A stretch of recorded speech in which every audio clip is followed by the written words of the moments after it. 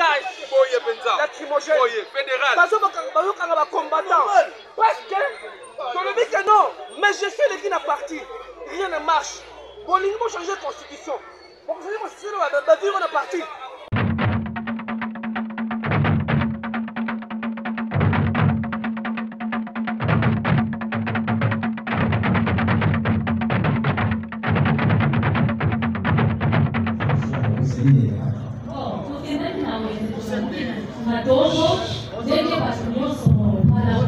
Maître, pourquoi cette agitation?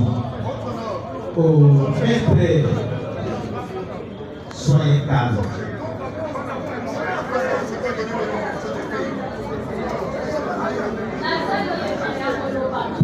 Maître, reculez.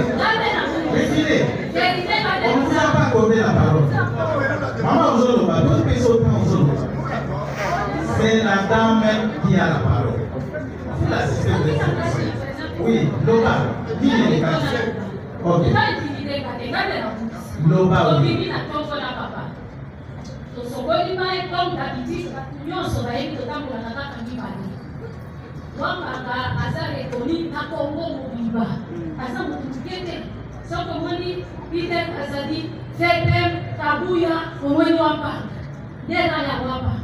Maintenant, tu es dans le West. Ce qui nous ont d'habitude, bana bako problème za lazima bazoyembe ya babo kana ndenge bazotemanya wa baliaka na kisenga senga baoyo baza misalaki tozoke ke groupe moko na biso na sima apesi bango bambongo alobi bozonga nasi lisala makambo na sana ngo nasomi biloko ya kolia tokendaki abimisa mbongo po asomba basima aya kokontinue mosala ya nzela ya pont tosombi toumelaki te bana wana apesi mbongo mpe bakei ntango bazongi avandi quelque part azombela conforme na ye moko epaki ya oyo tozonga nsima mitana alobi komsa pema nasombi biloko na ngai nyonso toumeli te atuninga osilisi ya tozongi na kozonga na biso wana naza na frere nanga moko lider aza enemi te kopartageaka na ye abendi ngai boni kobanda boye nalobi te toza bien kata naza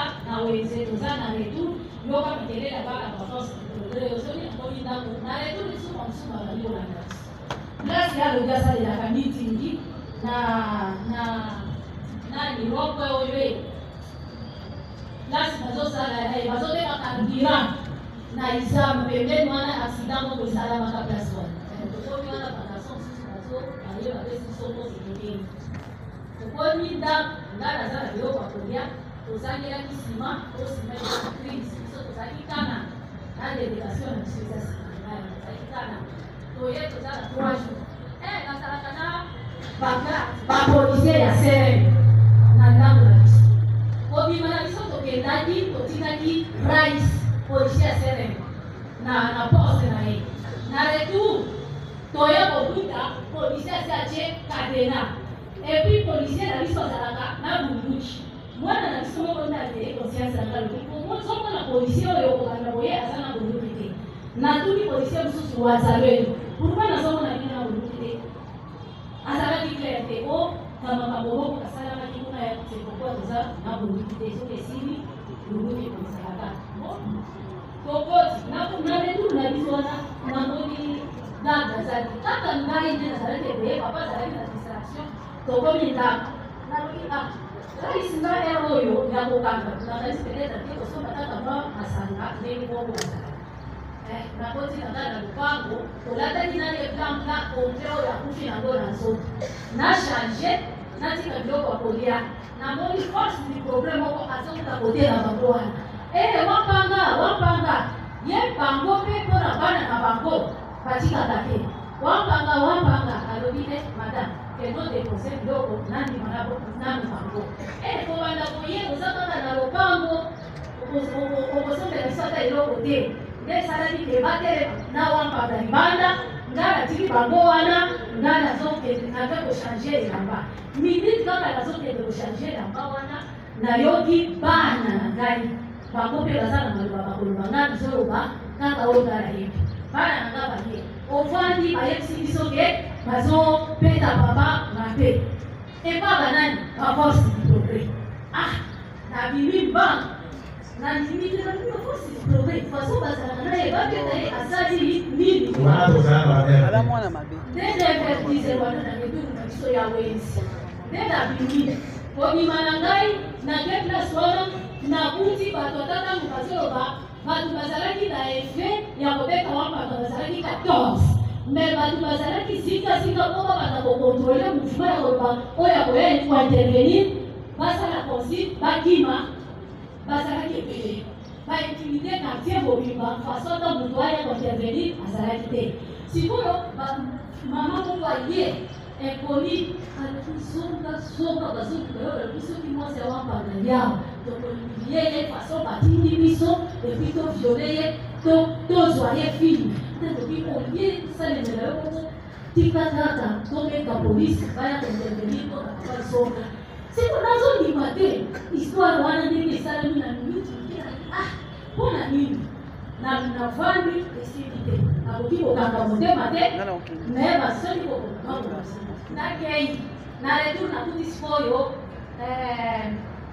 mbes alati polo ya pembe na pantalon na ye ya bleu asiakelemi kaka boye nalobi mbes yo bakoki bazobeta chef otelemi awa san kointervenir me ozoyebisa biso ke ozalaka soda ya sokoparo mpo na sécurité makambo ya bapolitisien wana ngai nakoki kokotela yango te wana mokai na mpenzi makambo ya bapolitisien wana ngai nakoki kokota yango te yo oyebi teke bana oyo baza ya 10e moto atindi bango aza kabuya nalobi kabuya atindi bango alobi ya moto atindi bango aza kabuya te atindi bana oyo ngai naza politisien te mpona intervenir nalobi na ndenge bazopeka motu na ndenge ya lingwa yo ozoloba te okointervenir te mpo boza bapolitisien eske yo okosali te mobali na yo amake kabuya amake mpe ngai ok yo omonaki ntango bazobeta obien bayebi soki oyebisa oye kobima esi babetaki deja ngai naye kobima basi babeti papa bazokende na ye nazomona ndenge bazokende na ye me bato ebele bakoyinga na koma place azali nalobi kote baboyi mpenza balobi toyebi émotion na yo te esengeli osala nini ozo mena komanda na biso serene ntango efe esalami baye kobenga biso na mwana ekipe ya bato ebele ezoya bazoleka fi moko abandaki kogarde nga wana ata yebisika ye papa akufi te asatu bien wana kutu bazokosaka nani serene na biso komanda oyo aleki awa oyo aleki awa ok serene azali akoya koloba ye moko tiko nani ayebisaki yo ke bazobeta papa to babeti papa lokola yo lobi omonaki te bana na yo moko bato ayebisaki yo ok est-ce que yo okangaki bilongi parce que yo olobaki omonaki bato avant okotana est-ce que okangaki bilongi ya bato wana okayaki kobeta mobali na comme d'habitude, dans la France, il faudrait que tu fasses papa. Attends, vous êtes la première aussi. Vous êtes dans son pas dans un bongo. Un an qui m'a pas papa, vous êtes sans donc okangaki elongi ya bato comme d'habitude. Kaka mutu asili bake na ye wana kumbi batu baza kuna liboso. D'accord. Mais papa na mokaka na biloba te. Wapa ngazana bituka na papi na seje kabui.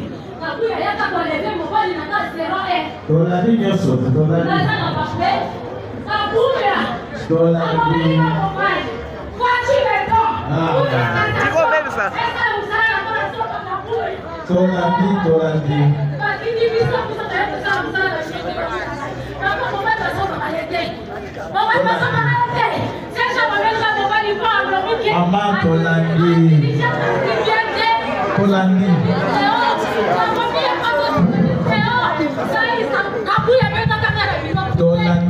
Maman, maître la kimia maître enlever le micro zonga na nzela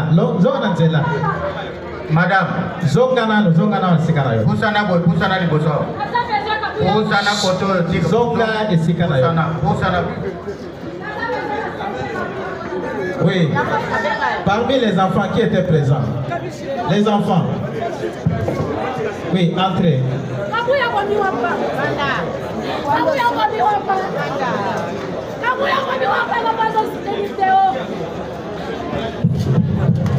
Attention, attention. Hey, maman. Maman Pierrette, Robert, ça tu as déjà parlé. Maman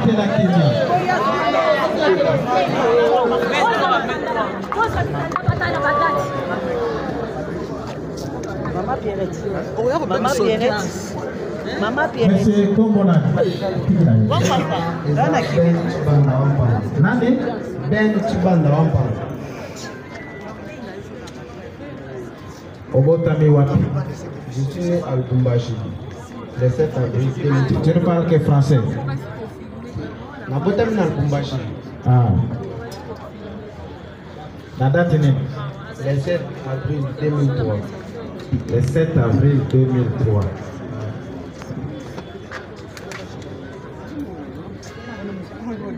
Papa Kombona. Wampa Makaba. Bon maman. Maman Pierrette, tu veux Wampa.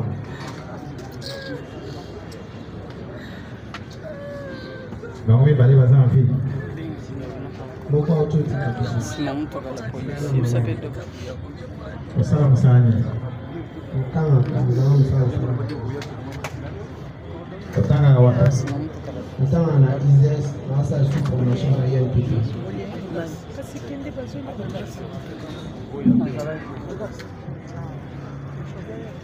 Ofandi wapi avenue? Nabandi na limité na Sokopao, avenue Wampa. Numéro combien? 69. 69. Olobi papa Kofi. Okoko yebisa biso akofaki na nini? Ezalaki boye. Ngai nazalaki na ndako, papa mama babimaki oyosa bashopi. Sikoyo nazelaki bango kopesa mbongo ya transport na kiku. Deuxième place.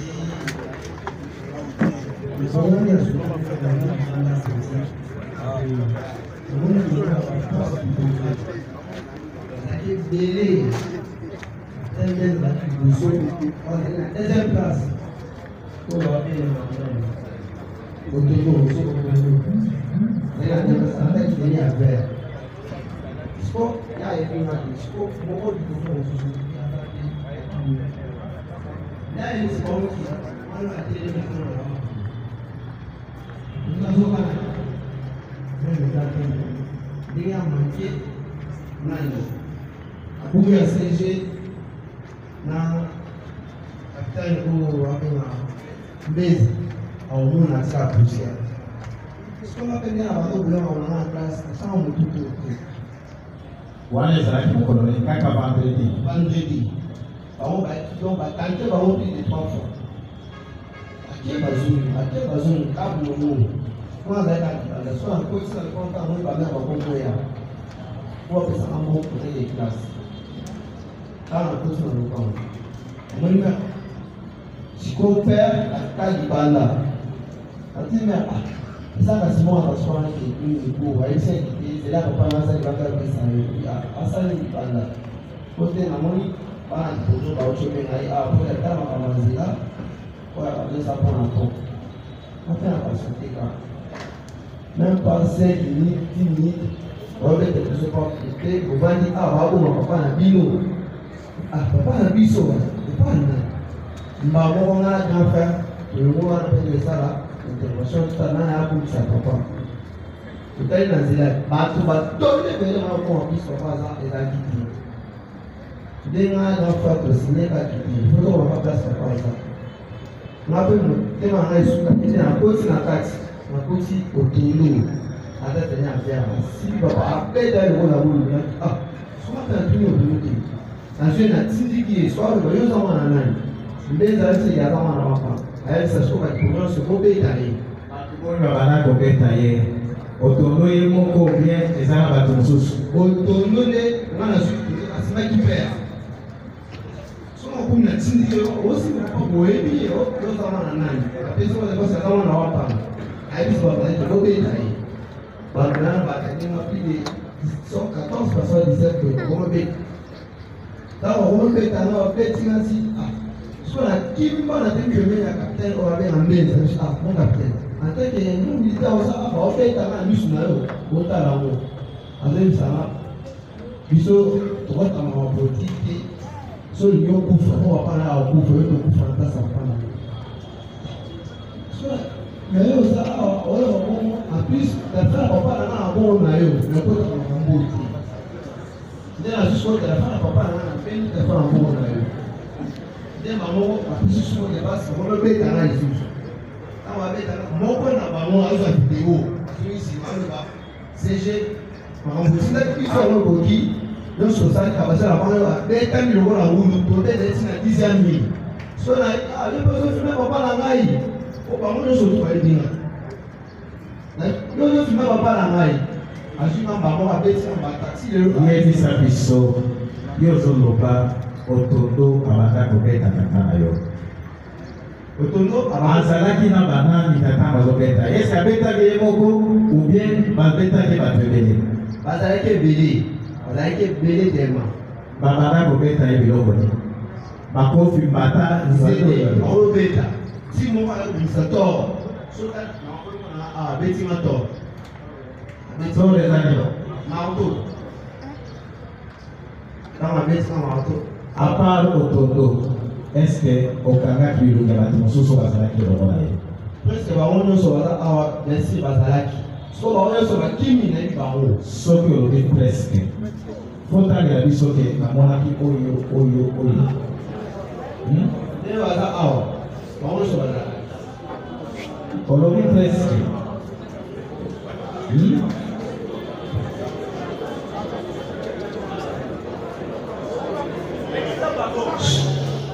otondo leta azalaki na deuxième place yo ozalaki nayebi yo obanda na 11e ligne kombo nani bango bayebi nga bayebaka na baparadi oyo aza na nsima kuna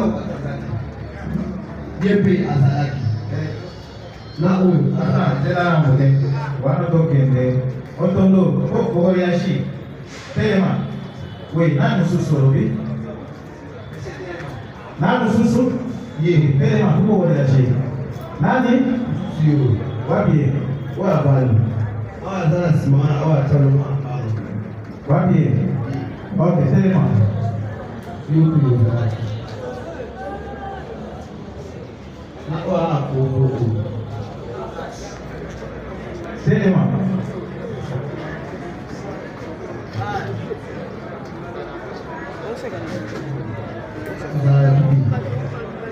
yo kutu mtomona batona mbele wabie telema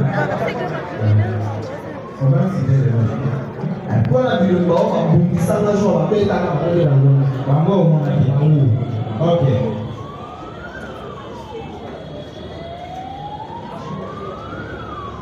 moto azali na marto olobaki ezali nani mpona moto azali na mato aza te po akanelaki ngai yasu bango abeli po aboma oya marto awa aza te aza te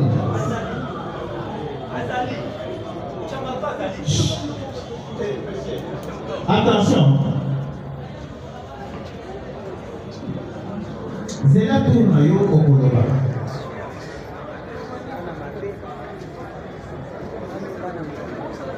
oui eloko nini omonaki bango basalaki epai ya papa nani asalaki nini ndenge omonaki babakobeta ye ezalaki ndenge nini explike biso kuta moto nde bayebi biso ke babeta papa soki tokuti bango batie na kati moto asimaki papa na na bilamba aza ye otondo panza bilamba bango nyonso na bapantalo nyonso to apanzi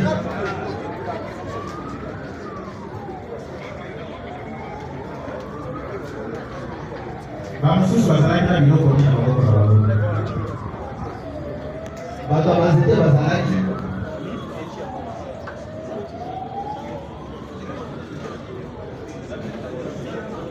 nani sais pas qui c'était.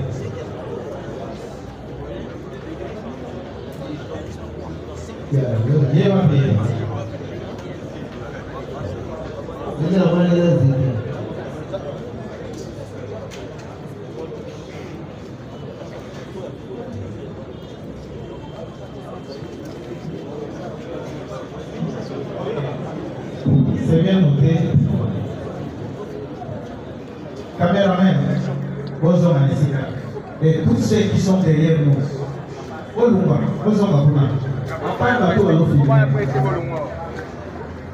Tous les autres, retournez là-bas.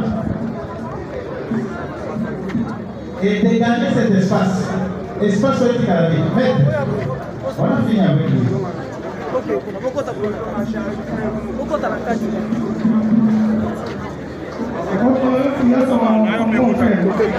Kana osala mosala na ngana balukaka. Ça va. On a un téléphone comme nous, ça n'a pas on a un téléphone. Bon, on a répondu, on a dans la poche. On a dans la poche. Voilà besoin d'image à Bakuluna. Besoin d'image à Bakuluna. Kuluna,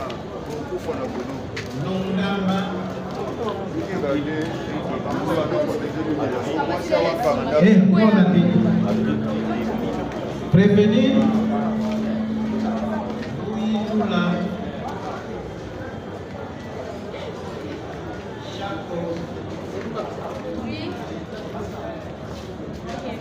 l'homme, l'orata, Otondo.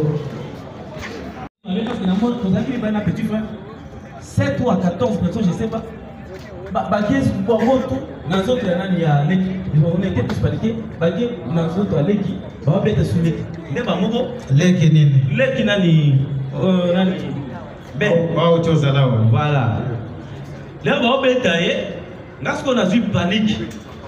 Maman, on a kimi. Ok, na souciat ya nani ya commissaire nani Selenga. Là, on a commis na souciat. Nathalie nani commissaire Selenga. Commissaire Kotoyo boya Kotoyo bazo kumanani wapanga. Deba mo commissaire Selenga a pécibiso 5 ou 6 éléments de la police. Voilà. Otondo na batunaye moko na bango le otondo abeta nani abeta père moko na bango azoloba to beti yo parce que o respectaka kabuya de CG kabuya de na mbenza nde maloba nani ya nani batu nani moko na bango oya bando loba moko na bango bando loba mosusu bando filmer ao filmer nani o to ye poto beta yo ndenge za boye to sala nani rapport et pas ya CG kabuya parce que to sakayete wana ba obenda ye neti ngulu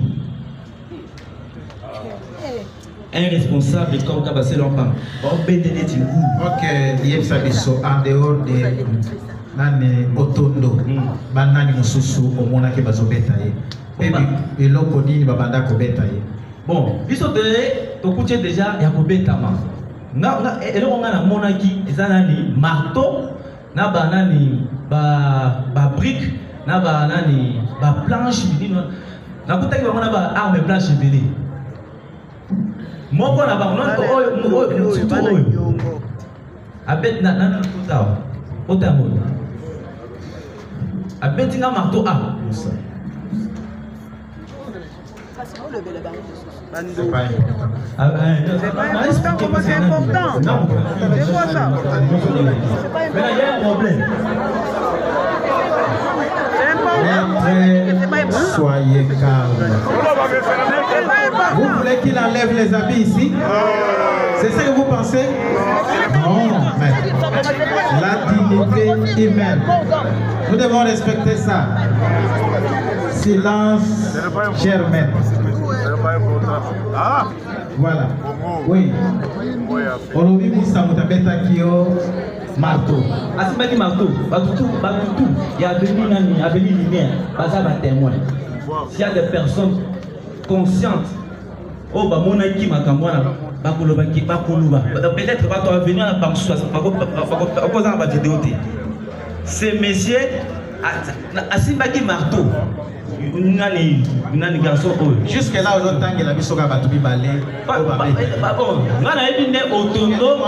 Otondo et ces messieurs. Na ol, pardon, la pose à la queue. Ol. Oyo. Otondo.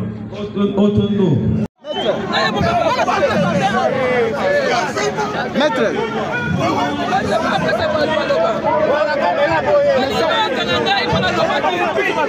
Maître, message nous offre la population par rapport à procès.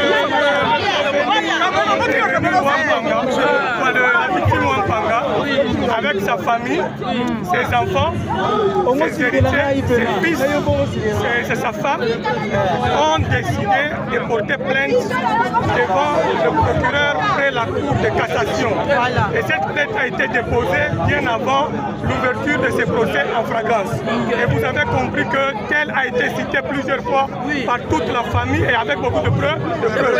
Et nous avons constaté que la démarche du tribunal ne voudra pas faire école la vérité. Et les clients ont demandé que les avocats se retirent jusqu'à ce que le PG Cassation va instruire les dossiers. La ligne, la message nous repose. Bana Wampanga, na client la biso nyonso, 5 parties civiles constituées, ba biso ba avocat totika procès. Et donc, il y a une retiré parce qu'il va porter plainte devant la cour de cassation, devant le procureur général après la cour de cassation. Baboy théâtre, le coup la chef. Tomoni procédure procès oyo et résulté. Yamotolobi bana wapanga va porter déjà plainte la cour de cassation. Dans un coup de thé, le juge va aller corrompu. Merci. Nazo senti solo ya corruption awa. Solo ya corruption eza awa. Comment est-ce que tango ba criminel bazoloba, bazotika bango baloba kimia. Ya biso tango tozonya toloba, bakoki kokata. Chaque fois que on cite ka kombo ya commandité. Oh bino premier. Wana bakati. C'est Kabouya. C'est Kabouya Nazotia ya Makambo. Kabouya a arrêté Wampanga pour la première fois. Directement en prison, il n'a pas été jugé. Kabouya Tina Wampanga la prison. Il n'est pas le seul. La plupart de nos combattants. Kabouya Konami Kui Congo. Kabouya Konami Kui Congo. Qui ont été portés au pouvoir. Abimisi Baoudio. Kabouya aujourd'hui, Wampanga est parti. Nous sommes restés. L'UDPS, quel de nous avons de Wampanga? Si la justice n'est pas faite, l'UDPS est parti au pouvoir. Jamais qu'on ne dit pas parti fallait. Nous avons demandé à plusieurs reprises aux familles de Sekedi. Bango ne veut protéger Kabouya. Kabouya Bango. On nous a Kabouya. On peut faire comme Bango. Il faut tout le monde. Il n'est pas seul pour moi. Il n'est pas seul pour moi. Voilà le message. C'est du n'importe quoi. Toboyi, procès à Wampanga, Kosale Malisusu na tribunal à grande instance à Matete. Bonne ligne. Si ce monde va combattre dans le IDPS, il y a un comportement, il y a la force du progrès. Oh, il y a Kabouya, na 11e rue, na 10e rue. Donc, biso moko, bande ko na biso ba combattant. Mais ce que nous avons une force du progrès, azawa na kayebi Wampanga te. Et parti civil au bazana biso. Bazolinga batanga kombo Kabouya. Batémoin, bazolinga batanga kombo Kabouya. Bana, bazolinga batanga kombo Kabouya. Président, il y a tribunal à prêter serment. Azola qui s'est clairement qui a corrompu, Azokata Batmaloba. Dozo qui est en cours à cassation, donc il y a la cour. Il y a bien biso le procès Oyo. Kabouya l'autre Moussamongo. Mais biso à justice c'est awa. Et quand il dit justement, la justice de Dieu y en a. Attends politiser, justice, chef de l'État. Yo au lobby très bien dans un état de droit. État de droit, yo zo loba yango. Et le Kwesali qui est un syndicat, tu fais ça qui confiance dans la justice congolaise. La composition, la justice congolaise est la composition. Composition, avocat. conseil, il y a victime, va poser ma question.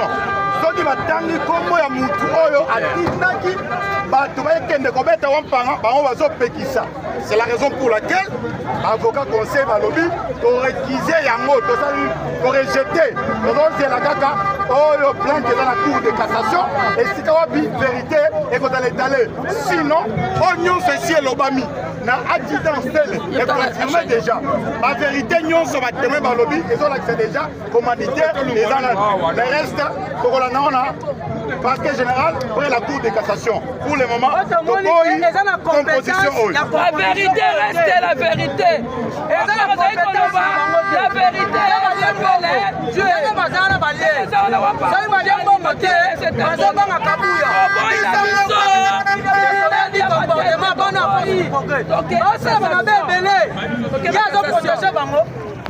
Dieu ou bien babetaki bato ebele bazalaki ebele tellement babanda kobeta ye biloko nini bakofi bata zede bakolobeta ti moko ayakobimisa tor sota nabolongo nanga abetinga tor abetinga rezani marto ntango abetinga marto à part otondo est-ce que okangaki biloko ya bato mosusu bazalaki elongo na ye presque bango nyonso baza awa bien sûr bazalaki siko bango nyonso bakimi nayebi bango soki olobi presque fotangela biso ke namonaki oyo ndenge baza awa bango nyonso bazalaki Le penso viva! Viva! Mama Mama! Shubuko Mukirio! Nani anakufwa? Merci beaucoup. Tout à souhaité pour famille biologique. Na kwa de peso message yetu ya condoléances. Aina bile. Union pour la démocratie et le progrès social. UDPS Tshisekedi, Fédération Lubumbashi 3. Message de condoléances à la suite du meurtre du combattant Célestin Kabasele Wampanga. Les combattantes et combattants de l'UDPS Tshisekedi, Fédération Lubumbashi 3, ont appris avec consternation, colère et indignation le décès après agression et torture physique de l'honorable Kabasele Wampanga Célestin, un Tshisekediste vertébré, épris de justice et soucieux du bon fonctionnement du patrimoine nous légué par notre héros. UDPS Tshisekedi, Fédération Lubumbashi 3, présente ses condoléances les plus attristées à la famille biologique de l'illustre disparu, au président de la République, chef de l'État, autorité de référence du parti, son Excellence Félix Antoine Tshisekedi Tshilombo, dont Wampanga est frère, ainsi qu'au secrétaire général AI du parti, l'honorable Deo Bizibu Balola, avec qui le défunt a cheminé dans la lutte pour le retour aux valeurs et à la redynamisation de l'UDPS Tshisekedi. Ces actes barbares, lâches, prémédités et commandités par ceux qui avaient promis aux défunts la mort et qui ont fait de l'UDPS leur bien privé, où seule la parole du monarque, du tyran, vaut plus que les tests du parti, sont une preuve de plus de la dérive qui règne à la 10e rue Lumété. Des résistants comme Feu Kabasele Wampanga n'y ont plus droit d'accès. Seuls ceux qui se soumettent et chantent à la gloire du monarque ont droit à la vie. Le slogan Tosa Obika est une illustration de plus.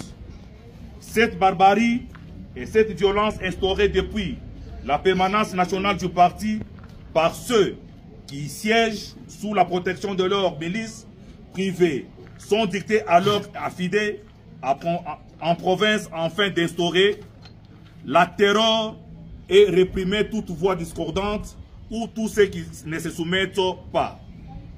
À Lubumbashi, certains honorables cadres du parti financent des voyous recrutés et armés de bâtons, barres métalliques, gourdins, couteaux, machettes, avec pour instruction claire dénigrer, tabasser, torturer et exterminer tout celui qui était à la quai du secrétaire général Deo Bizibu lors de son passage à Lubumbashi.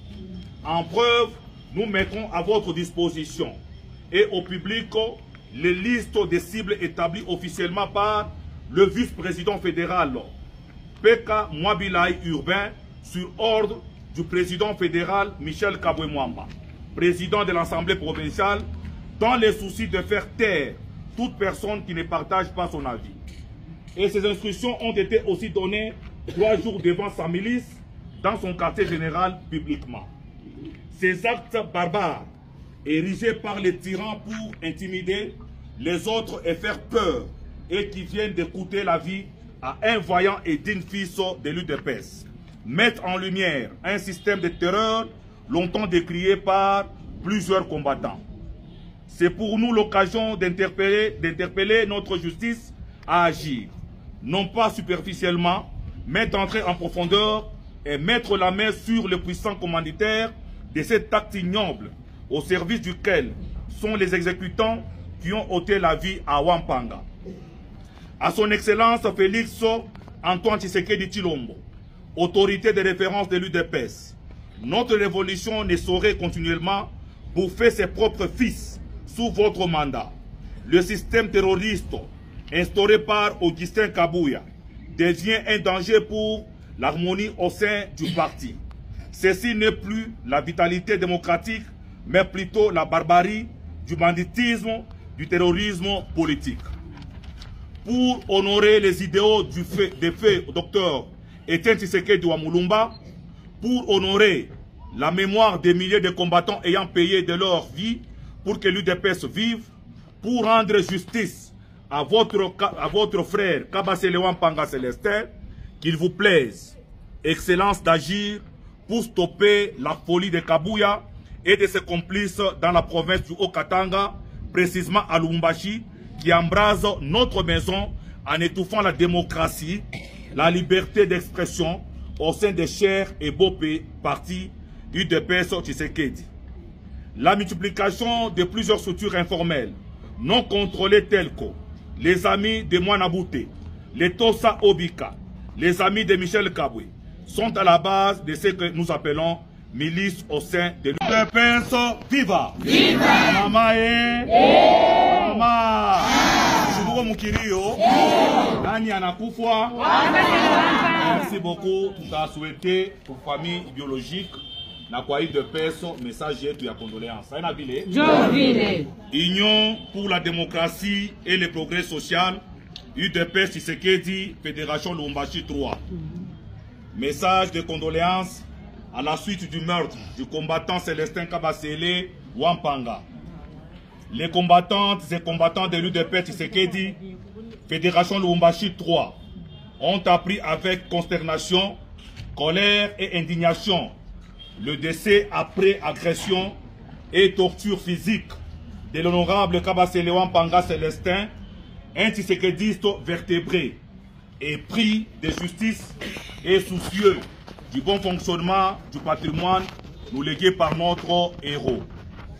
UDPS Tshisekedi, Fédération Lubumbashi 3, présente ses condoléances les plus attristées à la famille biologique de l'illustre disparu, au président de la République, chef de l'État, autorité de référence du parti, son Excellence Félix Antoine Tshisekedi Tshilombo, dont Wampanga est frère, ainsi qu'au secrétaire général AI du parti, l'honorable Deo Bizibu Balola, avec qui le défunt a cheminé dans la lutte pour le retour aux valeurs et à la redynamisation de l'UDPS Tshisekedi.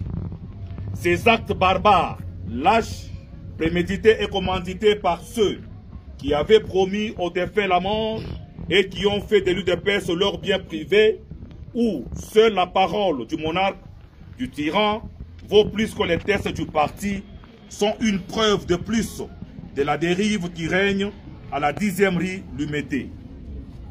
Des résistants comme Feu Kabasele Wampanga n'y ont plus droit d'accès. Seuls ceux qui se soumettent et chantent à la gloire du monarque ont droit à la vie. Le slogan Tosa Obika est une illustration de plus.